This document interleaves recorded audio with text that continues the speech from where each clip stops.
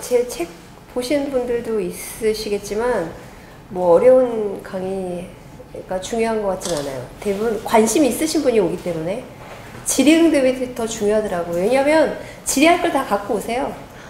그래서 소개하시는 거 들어보니까 햄스터 키우신다고. 저도 햄스터 키우거든요. 제가 햄스터를 키워보니까 제가 작년 5월 달에 걔를 구조를 했어요. 구조가 뭐냐면 그 어린이날 보면 체험하는 거 있잖아요. 혹시 성남? 네, 맞아요. 제 엑스-걸프렌드도 거기서 하나 데리고 왔거든요. 그렇구나. 네, 거기서 제가 한 마리를 데리고 왔는데 벌써 1년이 넘었으니까 걔는 수명의 반을 산 거죠. 그렇죠. 네. 근데 처음에는 햄스터를 키워본 적이 없었기 때문에 이제 여기저기 정보를 얻어서 이제 뭐 케이지랑 뭐 이런 걸 이제 얻어왔는데, 햄스터는 원래 그 굴 파고 그 안에서 막 노는 거 되게 좋아해요. 그래서 이제 그 터널 같은 게 있어요, 케이지에. 터널을 이제 그냥 다 조립하는 거거든요. 그러니까 며칠에 한 번씩을 빼서 다 조립을 하고 이렇게 해야 되는데 처음엔 되게 잘 놀더라고요. 근데 제가 손목을 다쳐가지고 한 2주 정도 그 터널을 빼서 청소를 못할 것 같아서 터널을 뺐어요. 근데 제가 그때 햄스터의 표정을 처음 봤어요. 당황하는 거예요. 동공지진 나는 그 당황함. 그러니까 내가 굉장히 놀이터가 있었는데 오늘 갑자기 햄스터의 놀이터가 없어지니까 굉장히 당황하면서 막 자기 밥통에 가서 밥을 막 먹어요. 우리도 스트레스 받으면 막 먹잖아요. 그런데 자기 집에 들어가서 계속 잠만 자는 거예요. 그래서 햄스터도 스트레스를 받는구나. 이제 그런 걸 알게 됐고, 처음에는 제 케이지 갈 때 조금만 만져도 그 신경질 내는 거 있잖아요. 그러니까 만지는 거에 대한 스트레스가 굉장히 많았다고요. 몇 개월 지나니까 그 다음에 이제 좀 이렇게 케이지 옮길 때 잠깐 만져도 이제 그 다음에 날카로운 게 좀 없어졌는데, 제가 동물 복지가 뭐예요? 이렇게 여쭤보시는 분들 굉장히 많은데, 이거는 약간 사랑하는 개념이랑 좀 다른 것 같아요. 저는 지금도 개 잘 못 만져요. 개농장 같은 데 가면 개를 굉장히 싸놨거든요. 그 손으로 만지다가 잘못해서 다치거든요. 길거리에는 고양이들처럼 안 만져요. 동물을 만지는 거에 별로 익숙하진 않은데, 동물의 복지를 지킨다는 거는 동물을 사랑한다는 의미가 아니라 모든 동물에게 욕구가 있다는 걸 아는 거예요. 근데 그 욕구가 내 욕구와 달라요. 햄스터 다르고 개 다르고 고양이 다르고 다 달라요.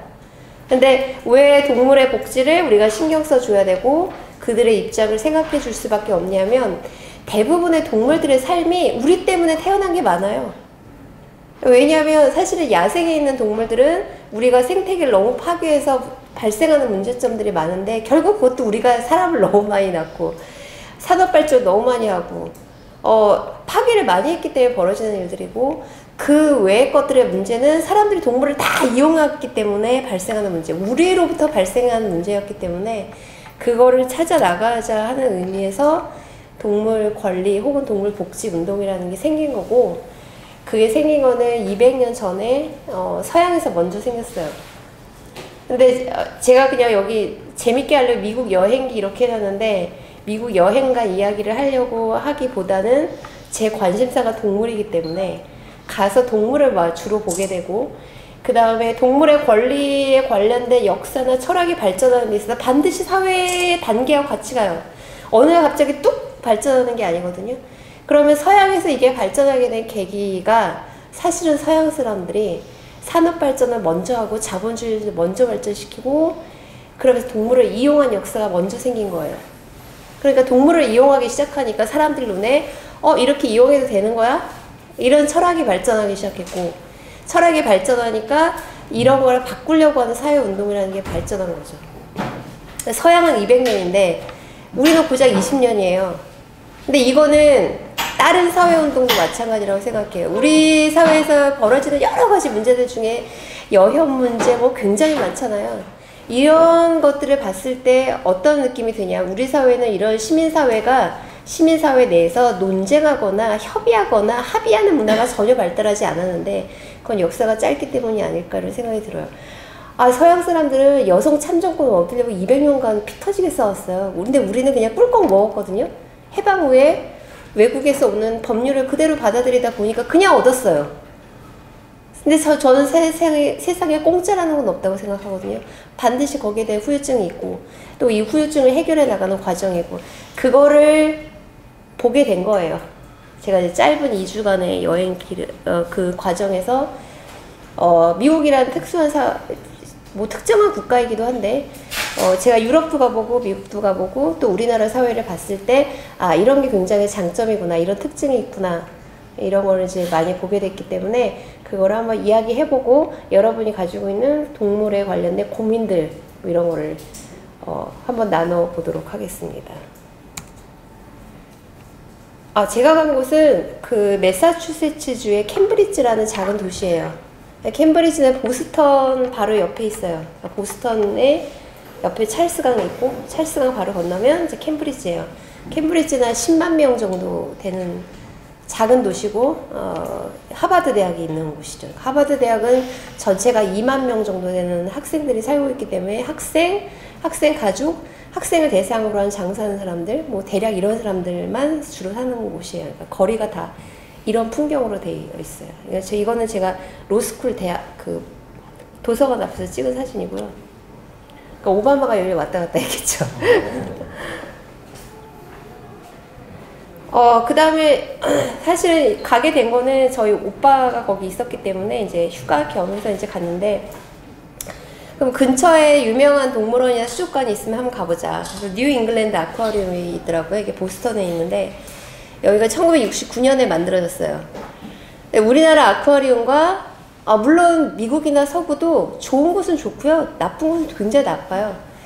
근데 이제 69년에 만들어졌으니까 서양에서 보면 동물권이나 환경운동이 급증하고 있을 때 만들어진 거기 때문에 환경단체 활동가나 동물보호 활동가들이 경계하고 있는 면을 충분히 반영해서 만드는 측면이 좀 있어요. 이건 우리나라 아쿠아리움도 비슷한데 가장 논쟁이 되는 게 뭐냐면 덩치가 큰 고등 포유류를 어떻게 전시하는가, 그 다음에 각 생태 서식지를 어떻게 재현하고 있는가. 그러니까 모든 동물원 수족관의 동물복지 기본 원칙은 원서식지와 똑같이, 되도록이면 똑같이 만드는 게 기본 원칙이거든요. 그걸 어떻게 재현하고 있는가. 그 다음에 이런 동물들보다 더 고등 동물인 돌고래나 고래를 어떻게 보호하는가예요. 그래서 좋은 동물원, 나쁜 동물원 구분하는 기준점 중에 하나가 돌고래를 소유하고 있느냐예요. 여기 돌고래가 없어요. 그리고 다양한 바다 생물들을 원서식지와 비슷한 형태로 만들었어요. 그러니까 예를 들어 이제 열대 우림에 있는 어떤 그 서식지를 재현한다라고 하면 그 안을 똑같이 만들어요. 온도, 빛, 그 다음에 그 수생생물이 살고 있는 곳도 수생생물이 살려면 여러 가지 뭐 수초나 여러 가지 필요하잖아요. 그걸 그대로 재현하는 거예요. 그래서 어떤 곳에서는 굉장히 어두워서 잘 보이지도 않고, 그 다음에 그 안에 들여다보면 사람들의 시선을 피할 수 있는 수초들을 굉장히 많이 넣어놨어요. 물론 서식지와 똑같이.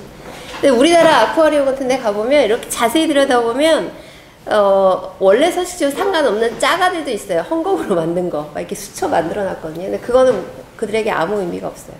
그래서 이렇게 만들어서 수생생물들이 잘 안 보일 정도로 이렇게 만들어 놓으면 일종의 이거는 동물한테 자기의 몸을 다른 종에게 보여주고 싶지 않은 욕구가 있거든요. 여러분 24시간 누군가 자기 나를 보고 있다고 생각해서 얼마나 끔찍해요. 동물들도 그걸 느껴요. 근데 이걸 만들어주느냐 안 만들어주느냐에 굉장히 큰 차이가 나요. 왜냐하면 이걸 만들어주면 번식을 잘해요. 번식을 잘한다는 건 본능대로 자연스럽게 산다는 거예요.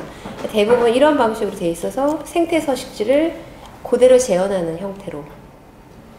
그래서 이거는 메인 수조가 있고 메인 수조 옆에 이제 여러 서식지들의 수조가 있고 서식지에 관련된 생태적인 설명이 있고 교육 자료들을 이렇게 만들어 놨어요.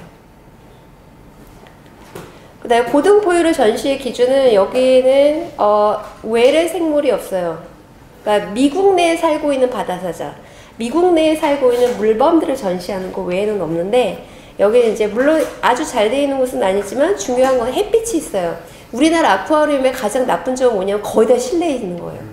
실내에 있다는 거는 햇빛을 거의 못 본다는 건데, 제가 아쿠아리움을 돌보는 수의사들에게 물어보니까 자연광을 쐬느냐 안 쐬느냐가 포유류의 건강 상태에 굉장히 많은 영향을 미친다라고 이렇게 되어 있어요. 풍광, 조도 등 고려한 자연적 전시가 제대로 잘 되어 있다는 거. 그 다음에 외래 동물들을 데려오면 기후라든가 이런 걸 맞추기 되게 힘들어요. 특히 수생 동물들은 물의 온도가 굉장히 중요하거든요. 이걸 잘 맞추기가 힘든데 미국 내에 살고 있는 물범이나 바다사자를 보존하기에는 적합한 기후 조건인 거죠.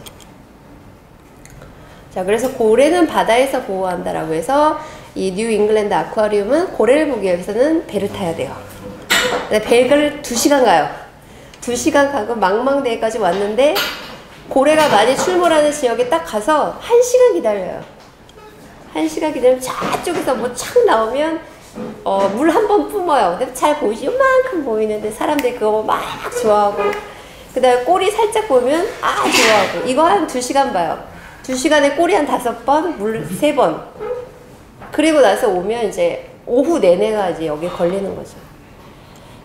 대부분 이런 좀 세계적으로 유명한 아쿠아리움은 고래나 돌고래를 소유하지 않고 바다에서 보는 형태로 관광 형태로 한다는 거. 그 다음에 뉴욕에 있는 브롱스 동물원을 갔는데 이거 1899년에 만들어졌고 세계에서 2번째로 큰 동물원이래요. 런던 동물원이 제일 크고 19세기에 만들어진 거니까 미국에서는 가장 오래된 동물원 중에 이제 하나인데 이 동물원에 갔을 때 딱 느낀 거 뭐냐면 우리가 여러분들 동물원 가서 좋아하는 동물들 있죠. 코끼리, 사자, 호랑이 이런 거 거의 안 보여요. 요만하게 보여요. 일단 숲이 굉장히 우거진데 숲이 우거진다는 건 이게 100년이 넘었기 때문이에요. 나무가 어마어마하게 많고 그 자연적인 환경에 제일 맞게끔 동물들을 전시하다 보니까 지나가다가 그냥 기린 요만큼 그 다음에 사자도 요만큼 호랑이도 거의 안 보이고 거의 대부분 이런 형태로 되어 있어요. 그러니까 나무가 굉장히 많기 때문에 그 자연 생태를 조성하기 굉장히 좋죠. 요 기린 보이세요? 기린이에요. 근데 거의 안 보여요. 그리고 이거는 옆에는 이제 제브라 관이라고 이렇게 써있는데 제브라가 안 보여요. 어디 있는지 잘 모르겠어요. 네. 그래서 동물원의 동물복지의 기본 원칙은 동물들에게 몸 숨길 권리를 허락하는 거. 여기는 호랑이인데 호랑이 잘 안 보이시죠? 여기 저 끝에 하나 있어요. 권리가 보장돼 있네요. 그렇죠. 그리고 좀 다른 어떤 동물원에는 그런 것도 붙어 있어요. 사람들이 하도 뭐라고 하니까 동물들 잠자고 있다.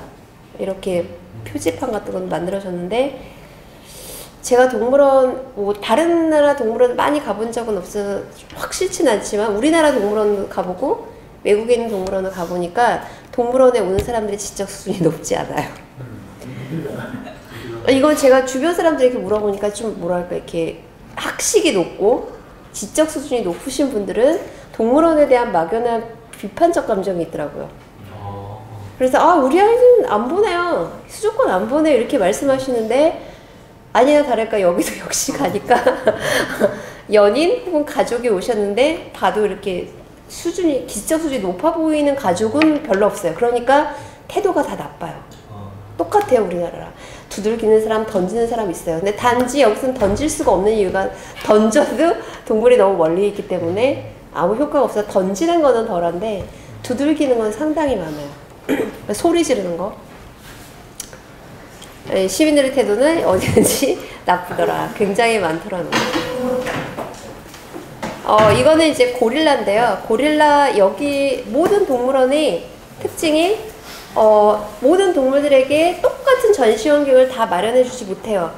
제가 다른 동물원을 가본 다른 수의사들에게도 많이 들었는데 어떤 수의사가 왜 모든 동물원이 좋다라고 하는 곳에 가도 어떤 데는 좋고 어떤 데는 나쁘죠? 이렇게 물어봐요. 왜 그러냐면 동물원이 처음에 만들어질 때 우리가 예를 들어 10억 원의 예산이 있는데 10억 원의 예산 내에서 이 전시관을 이렇게 만들어서 그 다음에 복지에 맞게끔 조성한다. 이게 계산이 안 맞아요. 왜냐하면 동물들이 몇 마리 태어날지 몰라요. 늘어나는 거예요. 늘어나기 시작하면 그 중에 좀 넘쳐나는 동물원을 다른 동물원을 팔죠. 그러니까 동물원은 계속 늘어나요. 그래서 사람들이 언뜻 생각했을 때 동물 복지가 잘 돼 있는 국가는 동물원이 없을 거다를 생각하는데 오히려 더 많아요. 왜냐하면 역사가 오래됐거든요. 유럽은 동물원이 만들어진 게 200년이 넘었고 미국도 100년이 넘었기 때문에 이 100년, 200년간 수많은 동물들이 태어났어요. 이걸 다 갖다 팔아요. 사고 파는데 여기에 장사하는 사람들이 생겨나요. 이게 굉장히 거대 산업이 됐어요. 그러니까 끊임없이 동물원이 늘어나는데 동물원이 늘어나다 보니까 생명이 태어나고 자라는 거는 계산이 안 되기 때문에 어떤 전시관은 되게 잘 해놨는데 어떤 전시관은 상대적으로 열악할 수밖에 없어요. 그게 공통적으로. 네, 여기는 브롱스 동물원이라는 홈페이지 딱 쳐서 들어가면 콩고의 고릴라관 이렇게 굉장히 크게 선전을 했어요. 예, 콩고의 고릴라를 자기네 종 보존한다. 이거 굉장히 선전을 많이 하는데 선전을 많이 한다는 건 잘 해놨다는 거거든요. 여기도 역시 고릴라가 잘 안 보여요. 사람들이 유명한 곳이니까 계속 기다려요. 나타날 때까지. 그럼 저쪽에서 이게 휙 지나간 거예요. 고릴라가. 그럼 막 탄성을 지르고 사진을 찍고 근데 이런 좋은 환경에서 살아가는 동물들을 보면 경이롭잖아요. 멋지잖아요. 근데 그냥 콘크리트 바닥에 멍하니 앉아있는 고릴라 보면 동물들이 되게 멍청해 보인다 이런 느낌이 날 수 있기 때문에 동물원의 환경을 잘 조성하는 것이 교육적으로도 굉장히 효과가 좋죠. 네, 동물원의 기능 중에 긍정적 기능은 종보전이라는 거. 동물원에 대해서 굉장히 부정적 생각을 저는 가질 수밖에 없는데 왜냐하면 자연서식지가 잘 조성이 되어 있고 아무 문제가 없으면 동물들을 가둘 필요가 전혀 없어요. 사람 때문에 결국 이게 생긴 건데 왜 동물원이 꼭 있어야 되냐 이렇게 여쭤보시는 분들이 많거든요. 부정적으로 생각하시는 분들 중에. 그러나 동물원의 모든 기능이 다 부정적인 건 아니에요. 왜냐하면 우리 생태계가 되게 파괴되잖아요. 근데 그게 불균형적으로 파괴가 돼요. 똑같이 위에서부터 아래까지 전부 다 그냥 같은 비율로 같은 속도로 파괴가 되는 게 아니라 주로 넓은 서식지에 사는 동물부터 파괴가 되죠. 그거 없어지잖아요. 호랑이 이런 동물들부터 없어져요.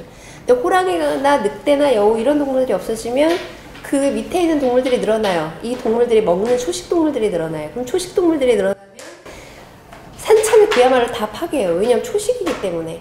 그래서 옐로우스톤 같은 경우가 대표적인 케이스인데 옐로우스톤에서 이게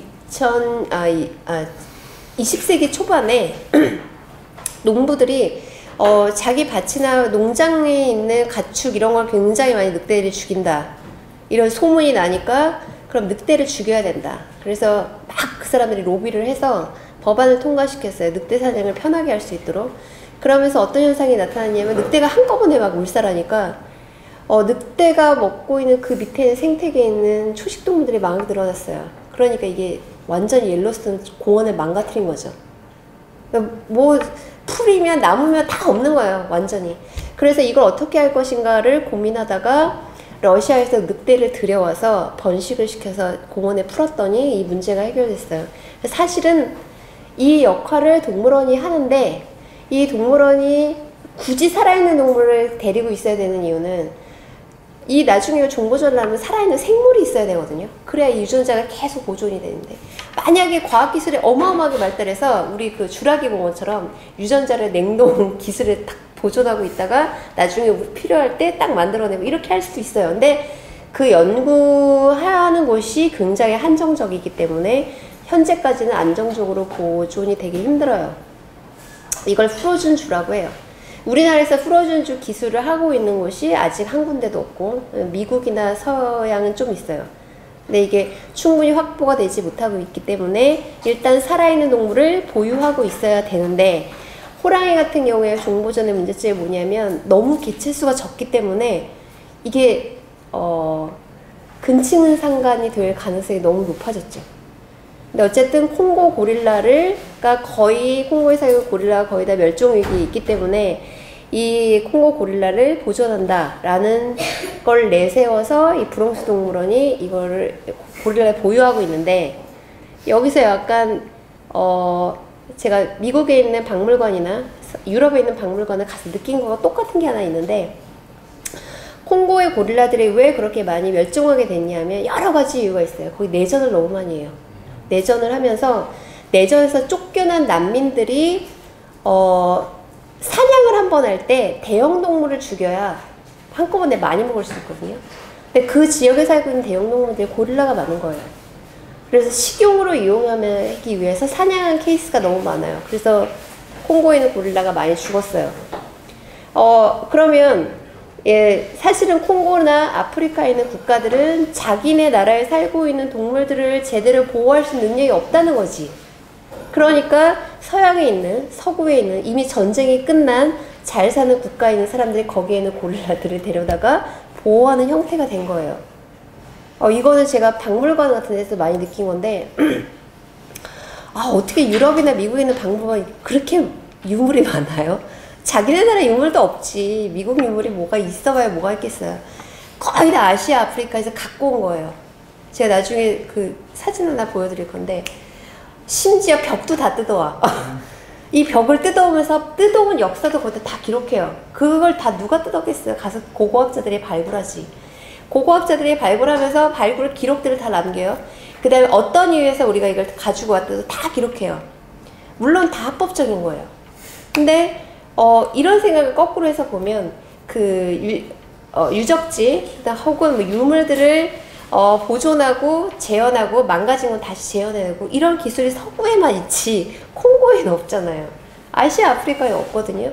그래서 그 나라들이 독립을 하고 우리나라도 마찬가지지만 우리나라에서 뺏긴 유물 다시 내놔라, 반환해라 이런 걸 요구할 수 있는데 아시아나 아프리카 가난한 국가는 반환하라고 요구하지도 않지만 반환해도 보존할 능력이 없어요. 이게 뭐랄까 제국주의의 한 단면 이런 것들을 보게 되는 측면인데 어쨌든 콩고라고 하는 나라가 내전이 있고 이렇게 많이 파괴되는데 이걸 다시 보존하려고 하는 건 또 서양인 거죠. 사실은 아프리카가 내전을 겪게 된 근본적인 원인은 사실 제국주의 때문인데 결국은 이걸 또 보존하는 것도 서양의 서구 국가가 됐다는 거. 뭐 이런 좀 모순을 느끼게 됐어요.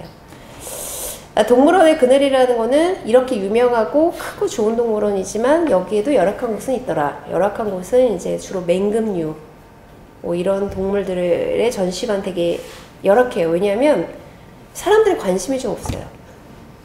독수리 보러 동물원을 안 가거든요. 그러니까 여기는 구석에 케이지도 되게 낡고 이렇게 만들어져 있죠. 두 번째 동물원의 중요한 기능 중에 하나는 동물보호 교육인데 사람들한테 환경보전에 느끼게 하는 각성 이런 게 굉장히 중요하거든요. 근데 우리는 동물원에 가도 약간 막연하게 내 생태계를 파괴하면 안 됩니다. 자연을 보호해야 됩니다. 굉장히 막연한데 여기는 충격적인 내용들이 많아요. 이 충격적인 내용이 뭐냐면 야생동물들이 멸종하게 된 여러 가지 이유 중에 하나가 서식지를 파괴하는 것도 있는데 뭐냐면 사람들이 야생동물 키우는 거 이것 때문에 없어지는 경우가 많다. 그래서 이 사건들을 굉장히 충격적인 사건들을 막 이렇게 해놨어요. 보면 이렇게 섬뜩할 정도로. 그래서 이 펫트레이드, 그러니까 야생동물을 펫으로 키우기 위한 시장이 급증하면서 야생 생태계가 파괴되었다라는 충격적 사건들에 관해서 이렇게 써져 있어요. 이런 게 굉장히 좋은 동물보호 교육이죠. 근데 왜 이게 중요하냐면 우리나라에서도 지금 약간 각성이 된 편인데 4, 5년 전만 해도 인터넷에 들어가면 일본 원숭이 팝니다. 교환합니다. 굉장히 많았어요. 희한한 동물일수록 비싸게 팔려요. 네, 비싸게 팔리는 이유는 수요가 있어요. 이 사람들이 굉장히 이상한 심리가 있는 게 내가 좀 돈이 많아. 그러면 우리 여자친구한테 내가 돈 많은 거 과시해야 돼.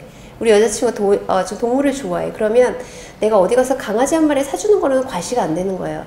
내가 아프리카에 살고 있는 뭐 어떤 동물 하나 내가 너한테 선물할게. 근데 이거를 그 루트를 찾으면 장사꾼들이 있어요. 근데 가격이 어느 정도냐면 500만 원, 1000만 원 막 이렇게 해요. 이렇게 작은 원숭이들. 그럼 이 원숭이들을 내가 사겠다라고 하면 이게 불법인 걸 알기 때문에 이 사람이 현지에 가요. 현지에 그 장사하는 사람과 접촉을 해요. 직접적으로 접촉하는 경우도 있고 인도네시아에 있는 야생동물 시장에 가서 사오는 경우도 있는데 그런 시장에 가면 작은 원숭이들 이렇게 케이지에 넣어놓고 팔거든요. 그럼 어떻게 잡아오냐면 어차피 큰 동물은 순치가 안 돼요. 그러니까 새끼를 데려와야 돼요. 그럼 새끼를 어떻게 데려오냐? 엄마 품에서 억지로 떼내는 거예요. 그 장사꾼들이 그 밀림의 숲에 들어가서 그럼 억지로 떼내면 엄마가 죽겠어요? 엄마는 100% 죽는 거예요. 다 죽여요. 그리고 굉장히 상해를 깊게 입거나 그럼 그 새끼는 아기 때 자기 엄마가 죽는 걸 본 거지. 그런 애들을 데리고 오는 건데 제가 최근에 작년에 있었던 사건 중에 하나는 그 장사하는 사람을 추적을 해서 공항에서 잡았어요. 경찰이랑. 어디다 갖고 왔냐면 자기 양말 속에다. 젖먹이 젖먹. 요만한 애를 양발에 넣어놓고 가지고 들어와요. 근데 제가 이런 거에 어떻게 안 걸리는지 잘 몰랐는데 왜 공항에서 이렇게 들어올 때 막 다 검사하잖아요. 잘 안 걸리는 경우도 많다고 그러더라고요. 그래서 이렇게 밀수돼서 들어온 케이스가 많은데 정말 이 옷 속, 가방 속, 뭐 양말, 신발, 나 무슨 병에다 넣어놓고. 근데 한두 시간이면 모르겠는데 비행기 타고 오는 시간은 굉장히 막 길잖아요. 그리고 이런 사람들 추적을 피하기 위해서 막 갈아타는 비행기를 탄대요. 갈아타는 비행기 타면 10시간, 12시간이에요. 12시간, 12시간 병 속에 있는 거야. 양말 속에 있는 거야. 그럼 그 중에 10마리를 들여온다고 10마리 중 5마리 죽어요. 근데 5마리를 죽여도 5마리가 살면 이게 돈이 돼요. 왜냐하면 현지에서 파는 가격은 진짜 싸거든요. 이걸 여기에 한국에 5마리 죽이고 5마리 들여온다 한데 자기 1,000만 원 벌잖아요.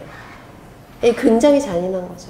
정말 이거는 이런 형태로 생태계가 파괴된 케이스들이 굉장히 많다는 거지. 그래서 무조건 이거는 잡는 것도 힘들어요. 우리가 인도네시아 가서 그 사람을 잡을 거예요. 인도네시아 경찰들 다 부패했어요. 다 뇌물 먹어요. 인도네시아 가서 잡을 수도 없고 들여와서 통과되는 경우도 많고 온다 한들 여기서 죽는 경우도 많고 그 다음에 여기 세관에서 만약에 걸리잖아요. 이거 원래 있는 나라로 못 돌아가요. 여러분 공항에서 비행기 탈 때 살아있는 동물 검역 거쳐야 됩니다. 이렇게 붙여놓은 거 보셨죠? 살아있는 동물이 나라를 건너면 그 나라의 생태계를 파괴할 수 있거나 질병을 퍼뜨리는 주 원인이 되기 때문에 그 나라에 가도 원서식지를 절대로 받을 수가 없어요. 그러니까 걔는 그냥 끝난 거예요. 그 삶이 완전히 끝난 거예요. 그러면 우리나라에서 세관에서 그 동물을 압수한 다음에 갈 보호소가 이제 없어요. 가끔 언론에 이런 게 문제가 됐다, 불쌍하다 이러면 그 세관이나 경찰에 검찰에 전화해요. 동물원에 얘 좀 받아주세요. 구걸하듯이. 더 이상 못 받아요. 이런 케이스들이 많기 때문에 일단 걸리면 걔는 다 죽는다 이렇게 생각하시면 되고 10마리 중에 5마리가 딱 들어왔다. 그럼 5마리를 누군가 사가잖아요. 대부분 다 죽어요. 왜냐하면 처음엔 귀엽겠지. 근데 요만한 애들은 귀엽잖아요. 근데 크잖아요. 그러면 야생동물들을 기본적으로 야생에서 적응하면서 살짝 진화했기 때문에 이빨이 날카롭거나 발톱이 있거나 사납거나 이래요.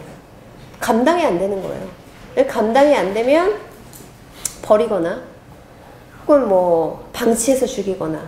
근데 방치해서 죽는 경우가 케이스가 굉장히 많을 거라는 생각이 드는 게 야생동물들은 반려동물이랑 되게 달라요. 왜냐면 야생에서의 동물들은 포식자가 자기를 공격할 수 있다고 생각하기 때문에 질병에 걸려도 본능적으로 숨겨요. 잘 안 드러나요. 그럼 언제 질병이 딱 드러나냐면 죽기 전날. 그러니까 얘가 좀 아픈가 봐. 이상해. 그럼 그 다음날 죽어요. 그래서 실제로 버리거나 학대하는 케이스보다 방치돼서 죽는 케이스가 훨씬 많을 거라는 거. 근데 이 사람들은 불법적으로 자기가 샀다는 걸 알기 때문에 얘가 아파도 병원에 못 가요. 그럼 바로 걸려요. 그렇잖아요. 병원 데려가면 바로 걸리죠. 이거 분명히 불법적으로 들여온 동물 같은데 누가 키운다.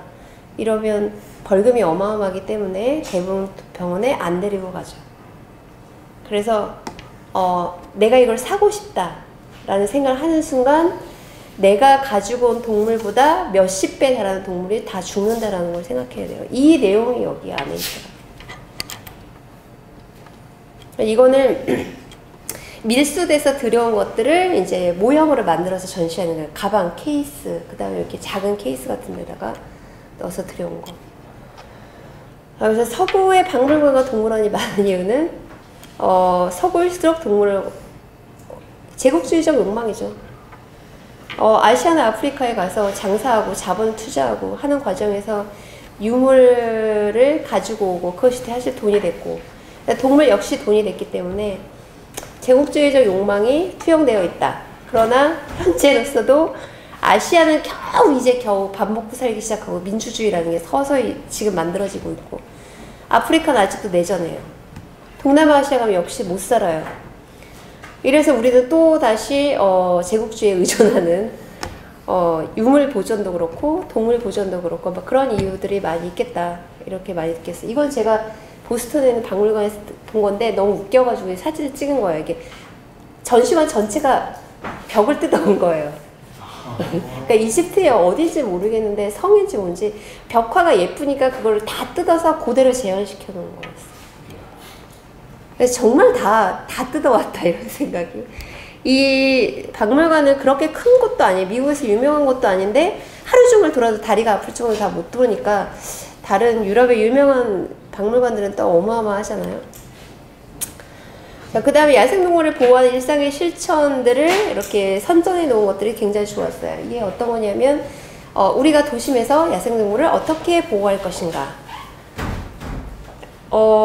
말하자면 숲을 많이 조성하는 거, 꽃을 많이 심는 거, 그럼 그 안에 벌도 살고 새도 모여들고 여러 가지 유기물들도 살아가고, 그래서 일상적으로 우리가 야생동물들을 살게끔 해주는 데 대한 중요한 건 직접적으로 뭘 하기보다 우리 주변에 숲을 많이 조성하는 거다.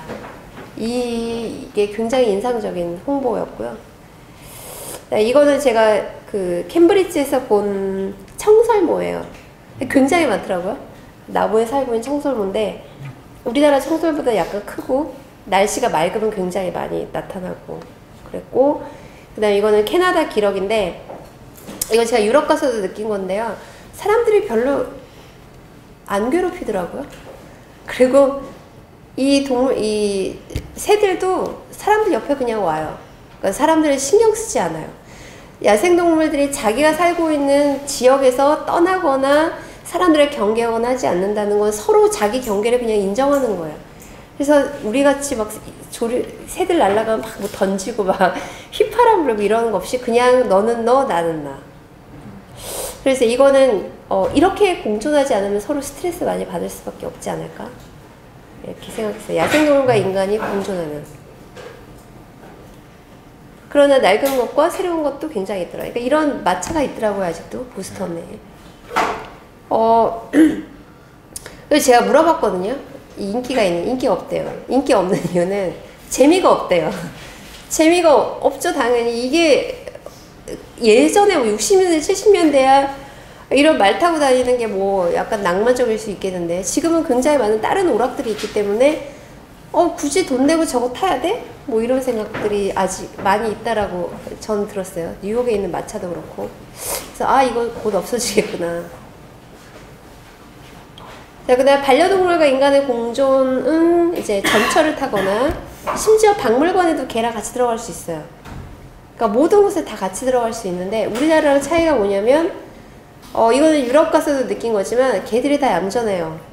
그리고 사람들이 개들한테 별로 이렇게 내 개가 아닌 이상 별로 관심 안 가져요. 그 개는 자기 주인 옆에만 있어요. 제가 좀 약간 낯선 문화 중에 하나인데 전철을 타면 왜 귀엽다고 왜 남의 애기를 만지죠? 저것도 이상하거든요. 남의 개도 안 만져야 되는 게 맞고 남의 애기도 만지지 않는 게 맞지 않나요? 여기서도 그런 관심이 없어요. 쳐다보지도 않고. 그러다 보니까 개는 무조건 사회적인 동물이기 때문에 사람들을 많이 만나고 사람과 있는 공간에서 같이 살면 굉장히 얌전해져요. 근데 그게 아니라 집단적으로 키우거나 가둬서 키우거나 사람을 많이 안 만나면 그때부터 공격성이 증가하기 때문에 왜 가끔 그 개들이 사람 물어 죽인다고 그러잖아요. 그 개들은 대부분 100% 다 묶어서 키운 개들이에요. 그래서 이런 문화가 우리랑은 좀 차이가 있다라는 거. 차이는 그런 것 같아요. 역사적 차이죠, 뭐. 역사가 너무 다르기 때문에, 그들은 200년, 우린 20년. 그러니까 시민사회의 태도 자체가 굉장히 많이 다르고요. 그 다음에 이거는 국토의 크기의 차이라고 생각합니다. 미국 사람들은 재활용이라는 걸 안 해요. 그러니까 제가 무슨 보스턴에 있는 유명한 마트에 갔는데, 마트에 푸드코트가 있잖아요. 푸드코트에서 막 뭐 시키면 다 일회용으로 나오잖아요. 그러면 분명히 내가 10분 전에 이 쓰레기통이 비어있는 걸 봤는데 10분 후에 딱 보니까 꽉 차 있어요. 그냥 사람들이 그냥 다 버려요. 모든 쓰레기들. 재활용하지 않고. 그래서 이렇게 되나? 이런 생각이 들 정도였는데 왜 그럴까 생각해보니까 땅덩어리가 너무 넓으니까 그게 중요하지 않은 거예요. 그 대신 자기네 나라에 있는 국토의 그 자연환경 이런 걸 지켜야 된다라는 인력, 이런 국립공원 이런 거에 대한 투자 이런 것도 어마어마하게 하더라고요. 그래서 이 차이는 뭘까? 국토의 차이가 아닐까 이렇게 생각해요. 그래서 그 사람들이 좀 여유로워 보이고 이런 것도 우리는 인구 밀도가 너무 높기 때문에 이런 거에서 오는 차이들이 굉장히 크지 않을까 이런 생각이 좀 들었어요. 억울하지만 우리는 너무 좁은 곳에 많은 사람들이 살고 있습니다. 자, 그래서 우리나라는 한 20년 정도 됐고요. 20년 정도 될 때 발전해 왔던 거는 역시 개식용 문제죠. 왜냐하면 이게 동물권 문제에서 상당히 부딪히는 측면이 많아요. 왜냐하면 동물 복지라는 건 모든 나라에서 똑같이 적용되는 일관된 이슈라는 게 있어요. 동물에게 고통을 주면 안 된다. 동물을 함부로 잡아먹어도 안 된다. 뭐 이런 거에 원칙이 있는데 그 나라마다 문화가 있기 때문에 역사가 있기 때문에 부딪히는 게 굉장히 있는 거예요. 이게 우리나라의 특징적인 개식용 문화 중에 하나고 그럼 사람들이 이렇게 물어봐요. 다른 나라는 어때요? 이렇게 물어보는데 제가 봤을 때 우리나라가 제일 악질이에요. 악질이라는 건 너무나 산업화되어 있어요. 제가 중국에서 활동하는 활동가들한테 들었는데 중국에서의 개식용 이슈는 뭐냐면 그 사람들은 다 먹어요. 뭐 책상과 못 빼고 다 먹는다면서요. 그러니까 이것도 먹는 게 문제고 저것도 먹는 게 문제인데 그 중에 하나가 개야. 근데 개를 이게 이제 중국도 산업화가 굉장히 빨리 됐기 때문에 기존에 있던 전통과 막 산업화된 게 되게 짬뽕이 된 게 많잖아요. 그러니까 어떤 거에서 보면 중국 사람들이 되게 대단하다 이런 생각도 드는데 어떤 면에서 보면 너무 야만적으로 느껴지는 문화가 있거든요. 그래서 저는 제가 가보진 않았는데 제가 친구가 중국에 어디 출장을 갔는데 그게 어느 도시인지 모르겠어요. 산업화로 굉장히 유명한 도시인가 봐요. 근데 이 도시의 끝에서 끝까지 가는 동안에 나무가 하나도 없더래요. 그래서 나무가 하나도 없는 동네에 딱 가니까 어떤 느낌이 나요? 완전히 숨이 막히는 거죠. 그러니까 여기를 산업화해야 된다는 생각을 하면 건물을 쫙 짓는 쪽으로만 생각하지 이 전체에 살고 있는 사람들의 건강, 환경, 뭐 조화 이런 거 전혀 생각하지 않는 나라잖아요. 이런 나라다 보니까 불법이 판쳐요. 그래서 중국의 개식용 문제는 유기견들 잡아오는 거, 잡아다가 불법적으로 유통시키는 거, 이게 중국에서 문제예요. 그거보다 불법이 판치기 때문에. 그래서 여름만 되면 사람들이 조심하는 게 자기 집에 있는 개를 개도둑이 훔쳐갈까봐. 근데 그 얘기를 제가 우리 부모님 세대에 들었었어요. 옛날에는 다 주택에서 마당에다 이렇게 키웠잖아요. 근데 어느 날 보면 누가 쥐약 같은 거 쫙 넘겨가지고 걔가 막 쓰러지면 갑자기 얘를 데려다가 훔쳐갔다. 개도둑이. 이런 얘기를 제가 어렸을 때 많이 들었거든요. 그러니까 그때는 개를 먹는 문화가 있는데 이 개를 어떻게 공급할 거냐라고 했을 때 길거리에서 훔치거나 남의 집 개를 훔쳤던 거예요, 옛날에는. 근데 그게 중국에 있어요, 현재. 그래서 중국에서의 개식용 문화는 그런 걸 쓸어다가 불법적으로 도축하는 거예요. 근데 중국에는 뭐가 있냐면 역시 사회주의 국가답게 일견 일등록제가 있어요. 모든 개는 등록이 돼요. 이게 먹든 뭐 하든. 그래서 이 동네에서 저 동네로 넘어갈 때 검역증이 있어야 돼요. 그래서 동물보호 활동가들이 하는 일이 뭐냐면 고속도로를 지켜요. 이 개식용이라고 하는 것도 개를 대량으로 유통시켜서 누군가 이걸 먹기 때문에 가지고 가야 되잖아요. 그러면 트럭에다가 대량으로 훔친 개들을 실어. 이 지역에서 저 지역으로 불법적으로 가는 거예요. 그러면 고속도로에서 딱 지키고 있다가 분명히 제가 불법 개트럭이다 이러면 딱 세운 다음에 경찰을 불러요. 당연히 검역증 없지. 그래서 그걸 넘겨서 나머지 개들을 구출하는 거. 그러니까 그 검역증이 없이 개를 불법적으로 유통시켜서 무조건 다 압수더라고요. 역시 사회주의 국가답게. 그래서 그렇게 해결해요. 그러니까 우리나라의 개식용 문제는 그거보다 훨씬 더 복잡해요. 전국에 개농장이 몇 개 있는지도 모르지만 뭐 500마리 이렇게 키우는 대형 개농장들이 있거든요. 그러니까 오로지 식용으로. 그래서 우리나라는 좀 복잡한 문화적 차이가 있다. 이런 거고, 길고양이 문제도 많죠. 길고양이 문제가 발생하는 근본적인 이유는 제가 봤을 때 그냥 인구 밀도예요. 캠브리지에서 저는 한 번도 길고양이를 본 적이 없어요. 그러니까 인구 밀도가 낮고 거기는 이제 학생들 주변에 있는 사람들이 살다가 가기 때문에 동물을 많이 키우지 않고, 그 다음에 동물을 많이 버리지 않는 것 같아요. 버리지 않으니까 번식을 안 해서 그런지 저는 길고양이를 한 번도 본 적이 없는데 우리나라 서울 같은 도심지에서 길고양이가 많이 발생하는 건 인구 밀도가 높고, 인구 밀도가 높다라는 거는 사람들이 먹는 음식이 많다는 거고, 먹는 음식이 많으면 그거에 따라서 고양이 서식지가 결정이 돼요. 그래서 길고양이 문제가 많이 발생하는 거죠. 그 다음에 돌고래 및 전시동물 복지 문제는 최근 돌고래 문제가 많이 이슈화가 되고 있고요. 이게 전 세계적으로 돌고래 수족관이 줄어드는데 우리나라만 돌고래가 늘어났기 때문에 발생하는 문제가 있고, 돌고래를 왜 전시하면 안 되냐 이렇게 물어보시는데, 돌고래는 자의식이 있는 동물이라고 얘기하잖아요. 제가 돌고래 관련된 영상을 봤는데 새끼가 태어나서 성장을 하면 수컷은 독립해요. 암컷은 주로 엄마랑 같이 살아요. 그러면 수컷이 막 다니다가 비슷한 마음에 드는 수컷들을 보면 수컷들끼리 몰려다녀요. 왜 우리도 남자들 몰려다니잖아요. 그럼 남자 돌고래들이 이렇게 막 몰려다니다가 그 중에 단짝이 생겨요. 내가 나랑 맞는 애가 있고 안 맞는 애가 있잖아요. 그럼 단짝이 생기면 이 단짝들이 평생 우정을 유지한대요.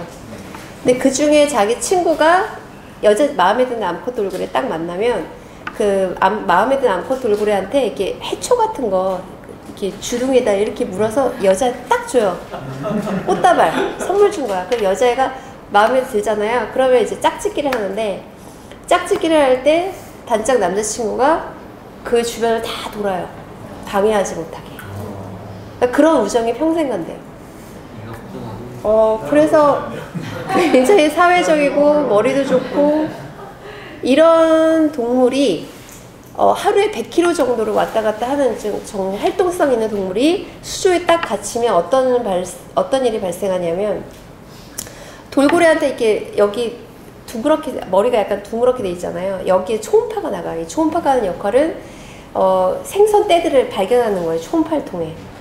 근데 뭐 몇 킬로씩 나갈 거 아니에요. 생선 떼를 발견하는데. 그런데 좁은 수조에 딱 갇히면 이 초음파가 나가서 반사되잖아요. 이게 거리가 굉장히 짧아지잖아요. 튕겨 나가잖아, 초음파가. 그럼 나중에 뭐가 생겨요? 이명이 생겨요. 그럼 미치는 거야, 이명 때문에. 그래서 어떤 돌고래는 우울증에 걸려서 죽는데, 어떤 돌고래는 나의 신체를 변형시켜야 되겠다. 그러니까 죽은 듯이 사는 거야, 죽은 듯이. 왜 우리 마치 독방에 갇혀 사는 것처럼. 그래서 돌고래를 연구하는 학자들은 수족관에 갇힌 돌고래는 어떤 느낌이냐면, 마치 인간이 발가벗었는데 전체가 다 사방에 유리 거울로 되어 있는 곳에 내가 갇혀 있는 것 같은 느낌? 이런 느낌이 든대요. 그리고 이제 이렇게 정신적 스트레스를 많이 받는 동물이기 때문에 갇혀져 있을 때 번식을 못해요. 번식해도 금방 죽어요. 건강이 안 좋기 때문에. 번식을 못하는 이유 중에 하나가, 돌고래들도 자기 취향이 있거든요. 수족관에 가면 남 모르는 돌고래들이 막 있어. 쟤네랑 같이 놀으래. 심지어 언어가 다른 애들도 있어요. 그러니까 짝을 잘 안 지는 거예요. 어쩌다 짝짓기를 할 수 있는데, 짝짓기를 해서 스트레스를 받으니까 나도 금방 죽고. 그래서 대부분의 수족관의 돌고래들은 다 야생에서 잡아요. 그러니까 야생에서 어떻게 잡느냐? 코브라고 하는 다큐멘터리가 있어요. 그 코브라고 하는 다큐멘터리는 나오기 전에는 사람들이 돌고래가 어디서 오는지 몰랐어요. 근데 너무 깡촌에서야. 일본에 있는 완전 깡촌. 아무도 모르는. 그 깡촌에서 1년에 한 번씩 사냥을 하는데, 그 돌고래가 초음파를 통해서 사냥한다는 걸 알기 때문에 어부들이 바닷속에다 막 긴 막대기를 막 집어넣어요. 막 흔들어. 그럼 이제 돌고래가 헷갈려. 이게 생선이야 뭐야. 그래서 자기가 원래 가던 길을 가다가 막 헤매거든요. 그럴 때 수십 개의 보트가 그 돌고래들을 막 해안 쪽으로 몰아요. 그럼 돌고래들이 당황해가지고 해안 쪽으로 막 헤엄쳐 나오거든요. 그럼 거기다가 그물을 쳐. 이제 그물을 쳐서 거기서 이제 죽이는 거예요. 죽이면서 새끼는 다 잡아요. 새끼를 잡아서 수족관에 파는 거예요. 그러니까 이 수족관에 잡혀온 돌고래들은 자기가 어렸을 때 엄마 아빠가 죽는 걸 본 거죠. 그런 과정을 거쳐서 잡혀오기 때문에 근본적으로 굉장히 잔인한 거라서, 이제 다른 동물원이나 다른 전시동물에 비해서 돌고래 수족관은 없어져야 되는 추세인데, 영국은 돌고래 수족관이 없거든요. 우리나라는 계속 늘어나고 있기 때문에 이 문제가 계속 되고 있습니다. 그 다음 전염병 발생, 우리 AI 매년 발생하고 있고, 제가 봤을 때 이거는 우리나라 매년 발생할 것 같아요. 거기에 따른 살처음 문제가 이슈화되고 있고, 강아지 공장 문제가 많이 아직 해결되고 있지 않습니다. 주 이슈는 이제 이런 거예요. 제가 하고 싶은 얘기는 다 끝났고, 뭐 이게 강의가 뭐 중요하겠습니까? 벌써 궁금한 것들이 막 많이 있습니다. 궁금한 거 질문. 네, 알겠습니다. 일단 박수로 제가 부딪히는 여러 가지 뭐랄까 질문 중에 여러 가지 어떤 게 있었냐면, 예를 들어 이번에 이렇게 자가진료 그 문제가 막 발생하니까 이게 토론을 할 때 어떤 게 딱 부딪혔냐면, 굉장히 동물 좋아하시는 분들인데 그럼 사설보호소, 개인보호소 이런데 지금 밥도 못 먹고 있는데 치료를 어떻게 하느냐, 그렇게 이런 말씀을 막 하세요. 근데 많은 분들이 동조를 해요. 동조를 하는데 물론 맞는 얘기인데 밥도 못 먹고 살죠. 근데 사설보호소나 개인보호소를 보면 뭐 100마리가 가장 하한이에요. 막 1000마리, 2000마리 이렇게 될 때도 있어요. 근데 그런 분들이나 그런 곳이 분명히 동물 학대적 요소가 많음에도 불구하고 사람들이 거기에다 막 돈을 계속 보내줘요. 사료로 보내주고. 그런 사람들의 주장이 먹혀 들어가는 근본적인 게 뭐냐면, 밥은 먹고 살아야 되지 않느냐라는 거예요. 저는 거의 6.25라고 생각해요. 동물권에 관련해서 우리나라는 거의 아직 6.25예요. 그래서 제가 몸을 숨길 권리를 허락해 달라라고 하는 거는, 우리나라는 아직 서양보다 훨씬 멀었지만 그 안에는 뭐가 들어가 있냐면, 동물이 정신적 존재라는 것에 대해서 인정해야 된다는 거예요. 동물에도 정신이 있어요. 문화가 있고 욕구가 있어요. 개를 100마리 넘게 소유하고 있다는 거는 개가 밥만 던져주면 되는 존재라는 인식이 분명히 있는 거예요. 개가 어떻게 밥만 던져주면 되는 존재예요? 누가 키우냐, 누구와 같이 사냐, 어떤 환경에 처해 있느냐에 따라 너무나 달라요. 그 존재 자체가 사회적이고 정신적인 존재예요. 그런 거를 알게 하기 위해서는 물론 우리 사회에 좀 절망적인 요소가 많지만 사람들이 여러 가지 문화적인 측면에서 성숙해야 되는 게 좀 일단 많고, 그 다음에 경제적으로 조금 더 잘 살아야 돼요.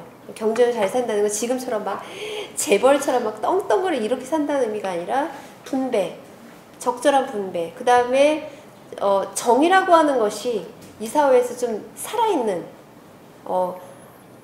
그야말로 나쁜 죄를 저지른 사람들은 처벌을 받고 정당하게 사는 사람들은 정당하게 살아갈 수 있는, 그러니까 민주주의 제도 사회가 제대로 안정화된 사회가 되면 분배 문제가 해결될 거 아니에요. 그러면 동물 문제도 자연히 해결되는 측면이 있어요. 사람들한테 여유가 생기거든요.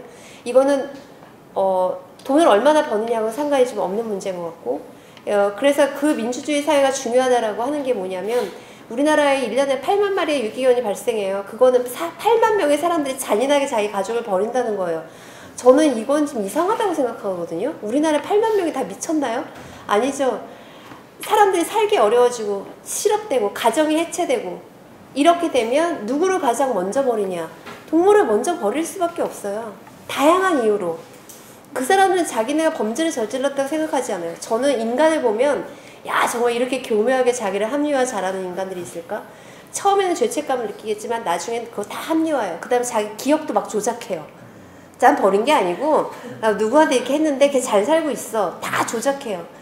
그 8만 명의 사람들이 자기 합리화하고 어떻게 하는 과정에서 이게 걔들은 벌어진 거예요. 그래서 이 사회가 안정적이고 가정이 해체되지 않고 그 다음에 실업률이 이렇게 높지 않고 안정적으로 살게 되고, 내가 우리 가족을 버리지 않더라도 나의 복지가 어느 정도 노년이 해결될 수 있다. 이 사회가 되면 전 반드시 동물 문제도 같이 해결된다고 생각하기 때문에 정치나 사회 문화 이런 거에 대해 사람들이 많이 관심을 가져야 되고요. 이게 일단 많이 중요하다고 생각해요.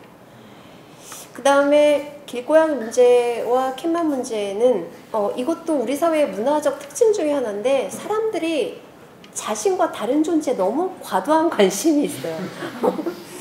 길고양이지 그냥 지나가면 되잖아요. 길고양이가 자기한테 뭐 피해를 줬고 이 마을을 어떻게 했고 이러면 돈도 없고 뭐 이랬잖아. 네, 물어봐요. 어떤 피해를 줬는데요? 그러면 정확하게 얘기를 못해요. 그냥 자기가 싫은 거야. 그 사람은 자기 취향을 얘기한 거예요. 근데 자기 취향을 이야기한다는 거, 그 취향이 전체 공동체를 망가뜨리는 건 전혀 다른 문제인데 사람들이 이걸 또 헷갈려요. 그래서 그걸 또 선동에 또 잘 넘어가지. 그래서 이 우리 사회 문화하고도 관련이 있기 때문에 고양이 문제뿐만이 아니라 다른 곳에서도 비슷하다고 생각해요. 제가 되게 싫어하는 말 중에 하나가 나는 동성애에 반대합니다. 이래요.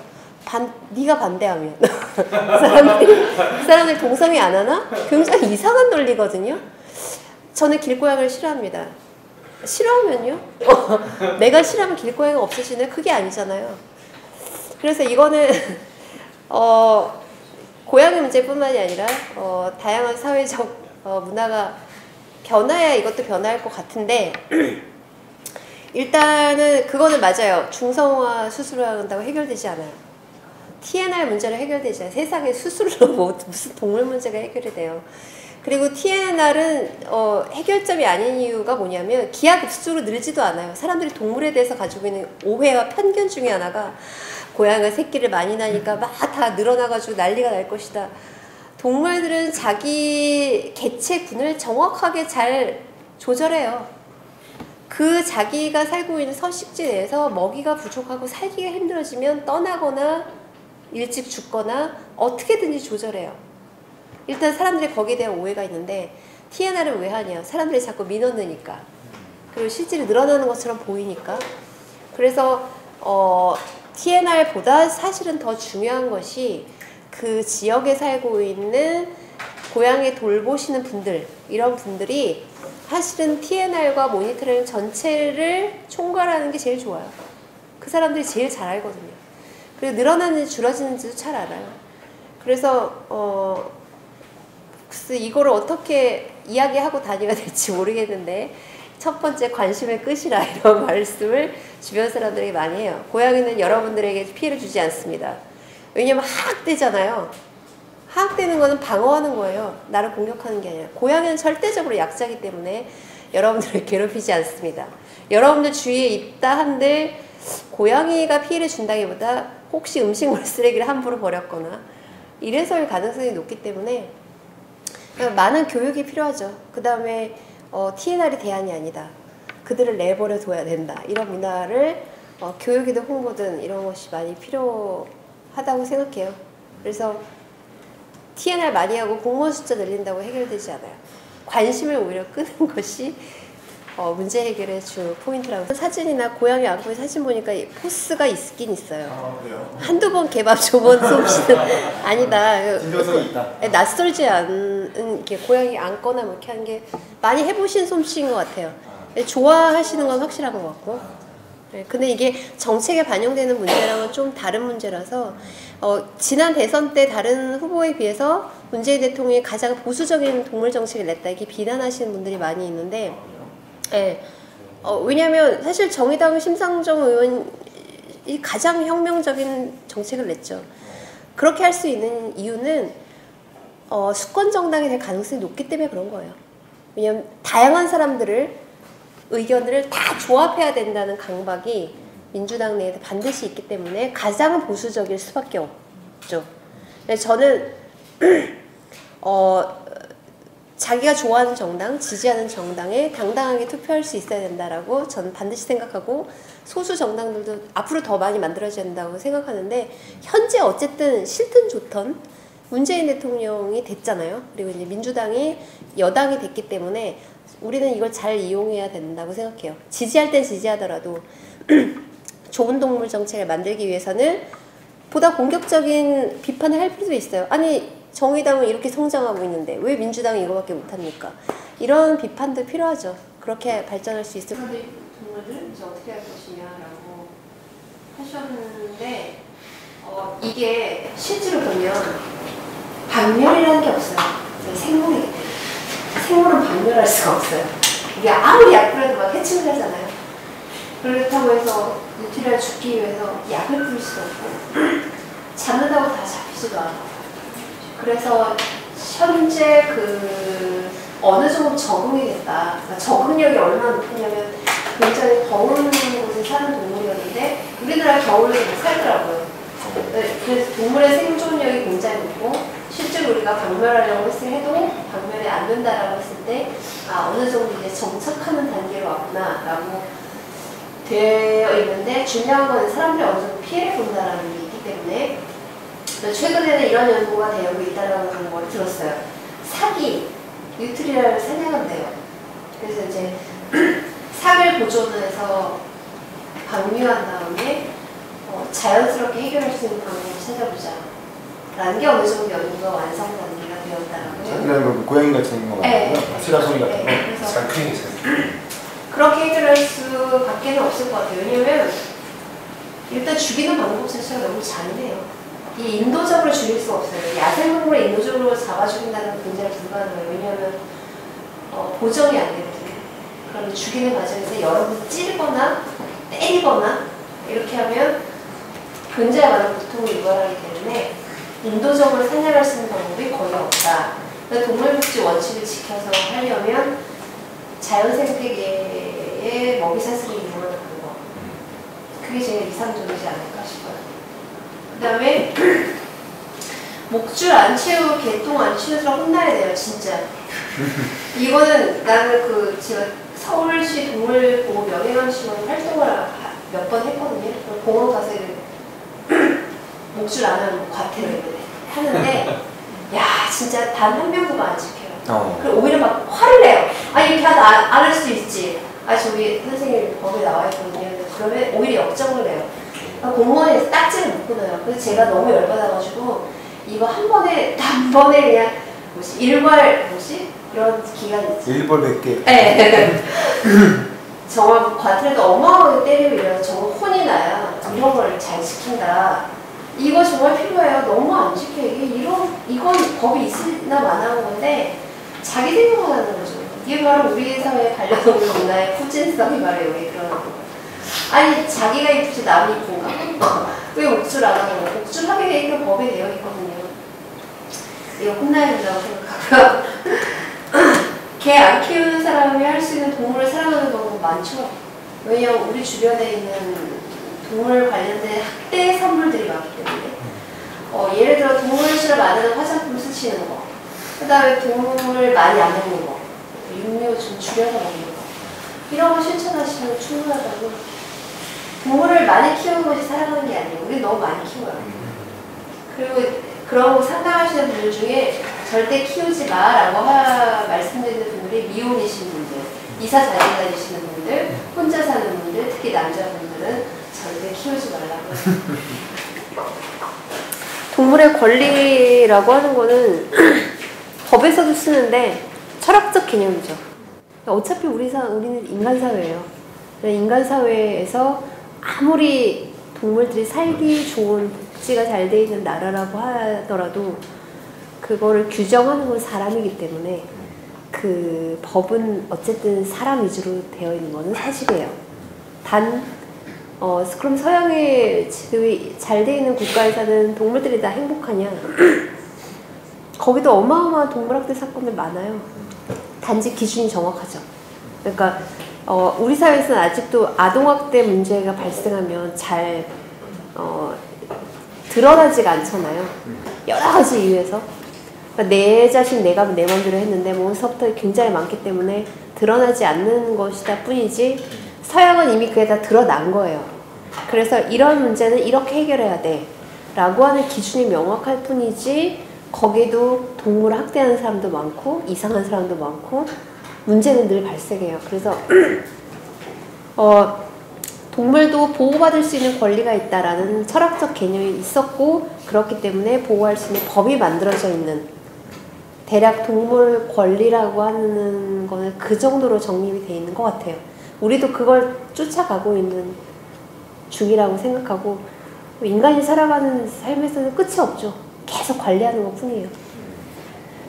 그래서 예전에 이제 애완동물이었다가 이제 반려동물로 되었는데 저는 그렇게 생각해요. 안 키우는 것이 좋아요. 모든 문제는 우리가 동물을 많이 먹고 키우고 뭐 하기 때문에 발생하는 문제가 있어요. 근데 동물을 가까이 함으로써 오는 장점도 분명히 있어요. 근데 이거를 우리가 목적적으로 할 필요는 없다고 생각해요. 그래서 이 생물 문제는 박멸이 안 되고 생물 문제는 계산이 안 된다 그랬잖아요. 왜냐면 끊임없이 번식이 되는데 어디까지 번식될지를 우리가 계획할 수 없기 때문에 그래서 태어나지 않게끔 원했는데 태어난 애들이 있어요. 이런 동물들은 우리가 책임져야 되거든요. 그래서 그런 동물들에 한해서 우리가 반려동물로 받아서 같이 살게 된다면 그 동물도 좋고 우리도 좋아요. 왜냐면 우리가 보통 반려동물이라고 하는 동물 중에서 완벽하게 반려동물로 정립이 된 동물은 개밖에 없어요, 사실은. 고양이도 야생성이 있고요.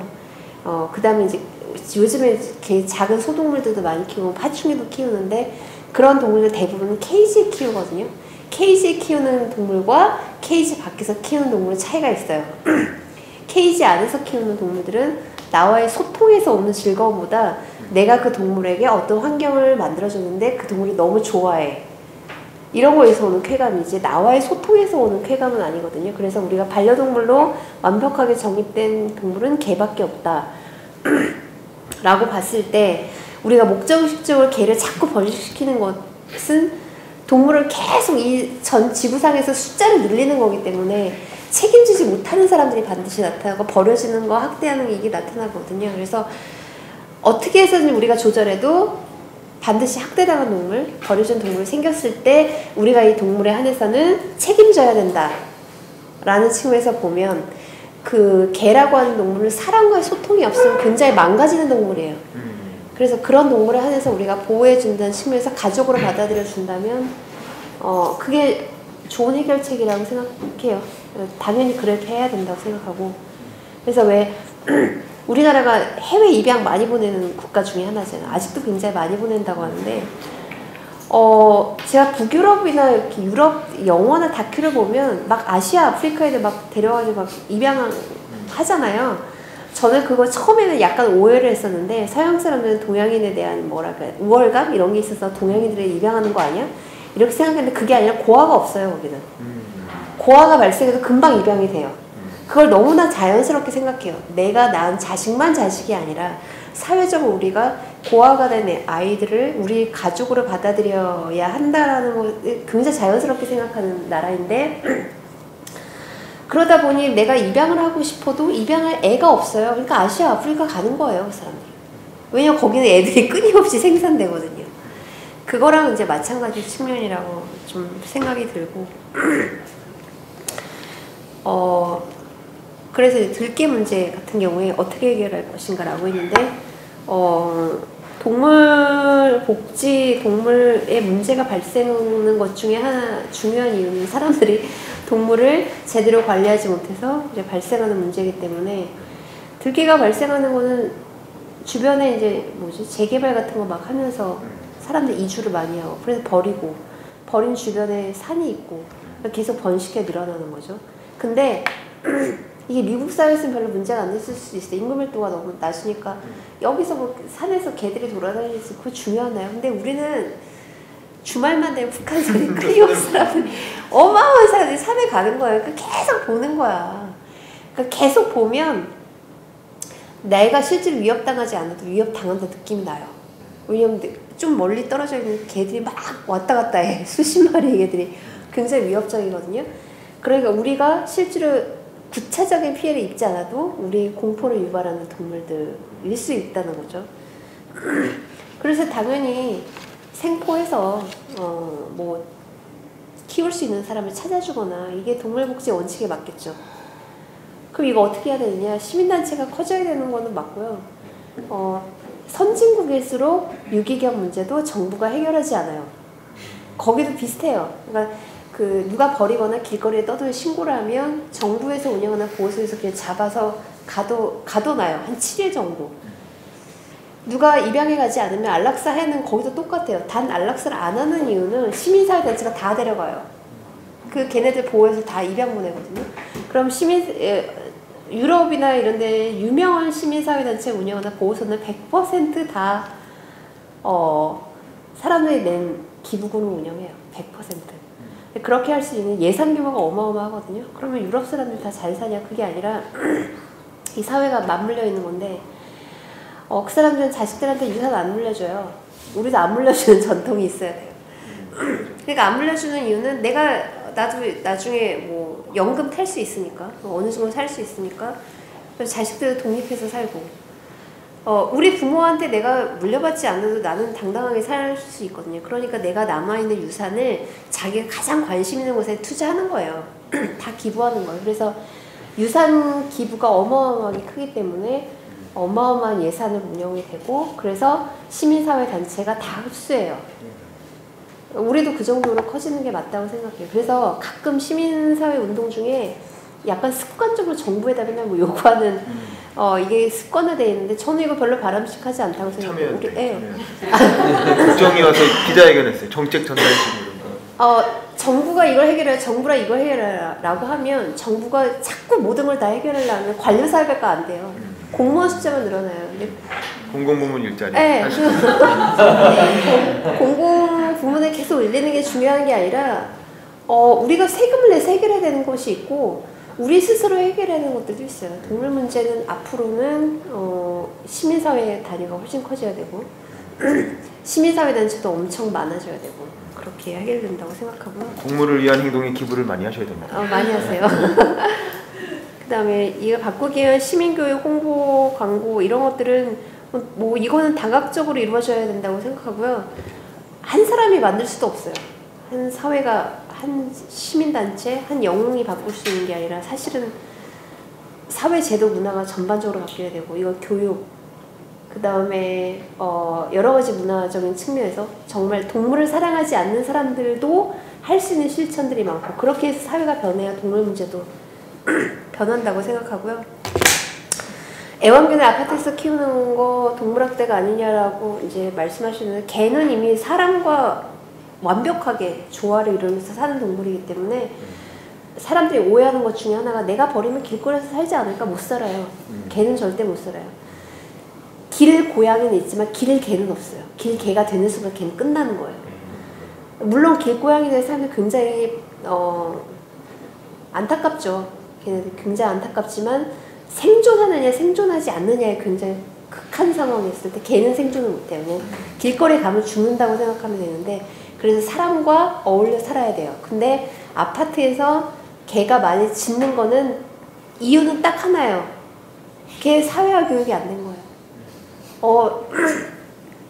뉴욕이나 이런 데 가면 정말 따뜻한 아파트 무지하게 많거든요. 어마어마한 사람들이 개를 키우는데 층간소음 문제가 그렇게 크지가 않아요. 개 짖는 거예요. 왜냐하면 다 사람들이 나와서 산책을 많이 시켜요. 활동성 있게 산책하고 주변 사람들 만나고 이러면 개들이 다 얌전해져요. 근데 왜 짖냐면 맨날 가둬두잖아. 산책 안 시키고. 그러니까 짖어요. 그래서 성대수술을 하는 거는 동물학대가 맞는 이유가 짖고 싶은 욕구를 막기 때문에 욕구를 제한하는 거라서 그건 동물학대라서 성대수술을 해야 되는 게 아니라 산책을 많이 시키시라. 이게 답인데 중성화 수술을 해야 되는 이유가 이 동물 문제는 해결이 안 되는 게 끊임없이 번식해서 나타나는 문제점이 너무 많다고 했잖아요. 그러니까 내가 원하지 않아도 번식해서 벌어질 수 있는 일들이 많아요. 동물 문제의 핵심은 개가 너무 많기 때문이에요. 개의 숫자가 늘어나는 걸 막기 위해서는 중성화 수술을 해주는 게 좋은데 특히 암컷 같은 경우에는 나이 먹어서 질병에 많이 걸려요. 이 자궁 쪽에. 근데 이렇게 생각해보면 사람은 애기 안 낳아도 중성화 수술 안 해도 병 안 걸리는데 왜 개만 그러냐고 생각할 수 있는데 이게 인간 신체의 위대함이라고 생각해요. 인간은 여자는 한 달에 한 번씩 생리하잖아요. 개는 그렇게 생리를 자주 안 해요. 그래서 거기에서 오는 질병이 있는 거예요. 정말 인간은 대단한 거죠. 네. 그래서 그런 측면이 있기 때문에 수술을 해주는 게 암컷은 특히 좋고요. 질병에 굉장히 많이 걸리고 그 다음 중성화 수술이 본능을 억제한다고 이렇게 오해하시는 분들이 있는데 그게 아니라 본능은 있어요. 그냥 애기만 못 낳는 거예요. 그러니까 중성화 수술을 해도 마음을 안고 싶고 막 해요. 다 할 수 있어요. 정관 수술 같은 거군요. 네, 그렇죠. 근데 정자가 안 나오는 거예요. 그러니까 걱정 안 하셔도 된다라는 거죠. 그 전염병 얘기 나왔었는데요.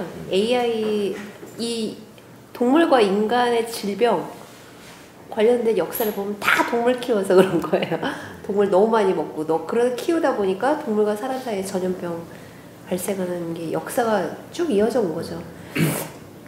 그래서 뭐 실직 동물 문제는 동물원법 개정 준비 중이거든요. 거기서 아마 다루게 될 것 같고, 다루는 과정에서 이 전염병 문제를 통해서 접근에 들어갈 생각이에요. 사람들이 동물을 만지고 막 그 옆에서 또 먹고, 여기서 오는 질병 문제가 상당히 심각할 수 있기 때문에. 그리고 여러 가지 뭐 이분 자 넘기세요. 넘기세요. 넘겨. 그냥 오랜만에 패스. 오랜만에 신촌대학교 오셔서 강의하셨으니까 그냥 소감 네. 어떠셨는지 오늘. 인권 감수성이 복잡하죠. 그럴 수 있고 이럴 수 있다고 생각해요. 동물 인권 감수성 되게 있는데 동물 문제에 관심 없거나 동물의 감수성 있는데 동성애 극렬 반대하거나 뭐 그럴 수 있죠. 약간 복잡해요. 좌파도 있고 우파도 있어요. 이 문제는 좀 복잡한 것 같고요.